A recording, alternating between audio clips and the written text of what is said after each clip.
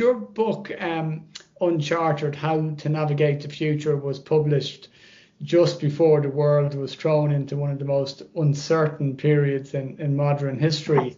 And in it, you warned that we were dangerously unprepared for uncertainty. And then the pandemic arrived, proving just how right you were. What was it like to see your ideas play out so dramatically in real time? And did it change the way you thought about uncertainty, or did it simply reinforce what you thought, what your hypothesis was? Yeah.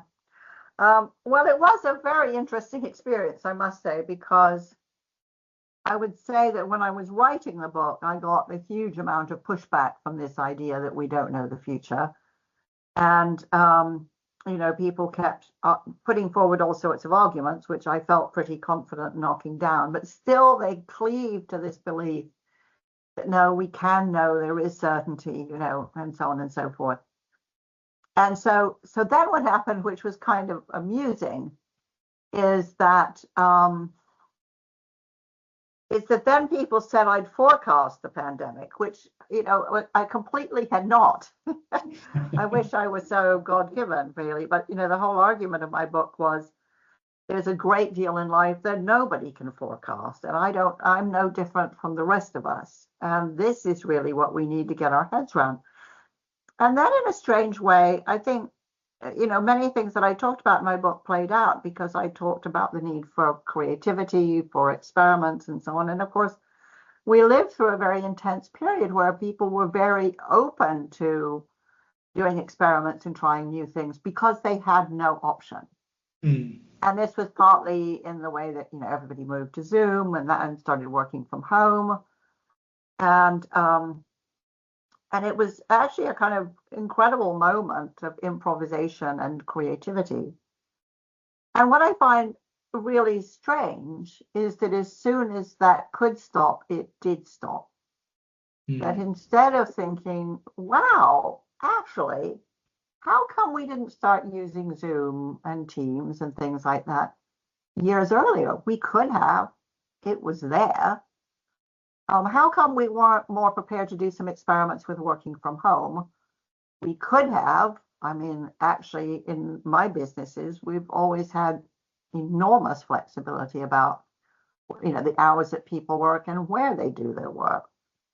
And so I suppose what I find surprising and disappointing is that at the first opportunity to return to old thinking, that's pretty much what we've done. And one of the things that I did during the pandemic is I ran a mentoring program for senior leaders in the NHS because I work with the NHS in the UK a lot. I was very aware of how much the lengths they were going to look after their people. And I thought, well, nobody's looking after them. And there you saw exactly the same thing, that almost overnight, people started doing incredibly bold, creative, deeply empathetic experiments in how better to look after people and families of people who were in hospital. There was clearly a moment of incredible liberation from bureaucracy where people felt absolutely empowered to do the right thing, whatever that was, for the patient. Mm. And then almost as soon as lockdown stopped, it was right, let's get back to the bad old ways. And I think this is disappointing, and it's what psychologists would call a failure to learn. That a lot of innovation happened during the pandemic, which we've now just thrown away without really thinking about it, as though everything pre-pandemic had been lovely, and everybody's got a bad case of amnesia about how lovely it wasn't. So I feel on the one hand vindicated that yes, people accept uncertainty now in a way they didn't before. And yes, I think I've shown that there is a great capacity to adapt and flex and change.